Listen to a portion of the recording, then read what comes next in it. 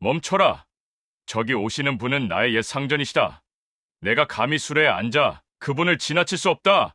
정일품 대제학이자 형조판서, 지금으로 치면 장관급 위치에 있던 최고 권력자가 거리 한복판에서 수레를 세우고 땅바닥에 엎드렸다.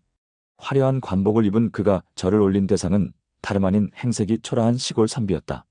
조선 팔도가 발칵 뒤집혔다.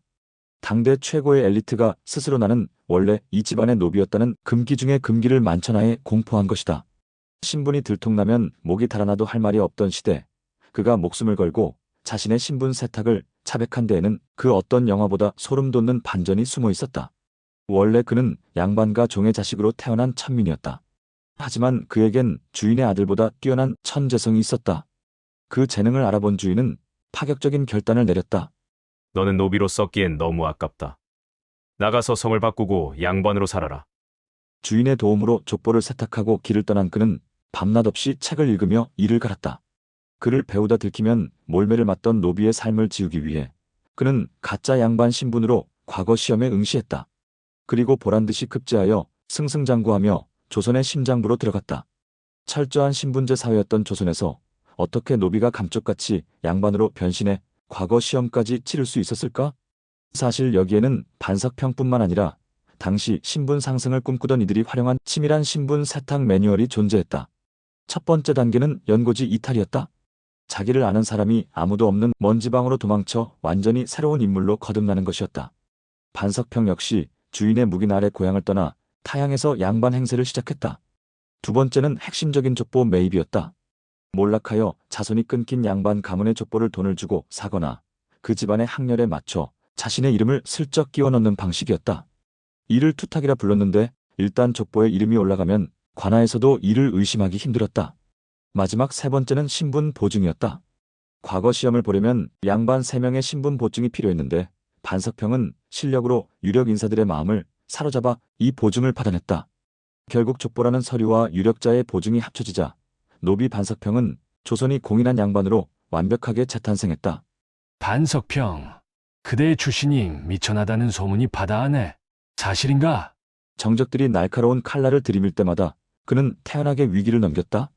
그의 업무 능력은 독보적이었다. 여진족을 소탕하는 무관으로서, 법을 집행하는 형조판서로서 그는 왕의 절대적인 신임을 얻었다. 그렇게 수십 년간 철저히 양반의 가면을 쓰고 살아가던 어느 날, 그는 운명의 장난처럼 길 위에서 과거 자신의 주인이었던 집안의 아들을 마주쳤다. 과거의 주인집은 몰락하여 행색이 비참했다. 그를 모른 척 지나친다면 완벽한 신분 세탁이 완성될 찰나였다. 그러나 반석평은 망설임 없이 수레에서 뛰어내렸다. 나를 가르치고 사람으로 만들어준 그 은혜를 어찌 잊겠는가? 그는 길바닥에 흙먼지를 개의치 않고 엎드려 절을 올렸다. 수천 명의 눈이 지켜보는 가운데 조선 최고의 관료가 스스로 노비 출신임을 고백해버린 것이다. 조정은 경악했고 정적들은 감히 왕을 속인 천한 노비놈을 죽여야 한다며 들끓기 시작했다. 전하, 소신은 본래 노비였습니다. 왕을 속인 죄는 죽어 마땅하나 저의 옛 주인을 보고도 모른 척하는 것은 인간의 도리가 아니었기에 고백하나이다. 죽음을 각오한 자백이었다. 하지만 여기서 기적이 일어났다. 평소 그의 강직함과 능력을 아꼈던 중종은 오히려 대신들을 꾸짖었다. 노비 출신이 이 정도 악식과 인품을 갖췄다면 그것이야말로 나라의 보배가 아닌가? 신분이 아니라 그 사람의 등대비를 보라. 중종은 반석평의 관직을 유지시킨 것은 물론 그가 절을 올렸던 옛 주인의 아들에게까지 벼슬을 내리며 이 극적인 재회를 축복했다. 신분제가 법보다 강력했던 조선에서 오직 실력과 인성 하나로 시스템을 무너뜨린 파격적인 사건이었다. 그는 가짜 신분으로 시작했지만 결국 진짜 실력으로 왕의 마음을 사로잡은 조선 최고의 성공한 신분 세탁자가 되었다. 반석평은 이후에도 정일품의 자리를 지키며 청렴한 관료로 살다 생을 마감했다. 그의 이야기는 개천에서 용난다는 말이 불가능했던 조선시대의 실력만 있다면 노비도 장관이 될 수 있다는 희망의 증거로 남았다. 시대를 속인 리플리 증후군 환자가 될 수도 있었지만 그는 위기 앞에서 인간의 도리를 선택함으로써 스스로를 위대한 위인의 반열에 올렸다.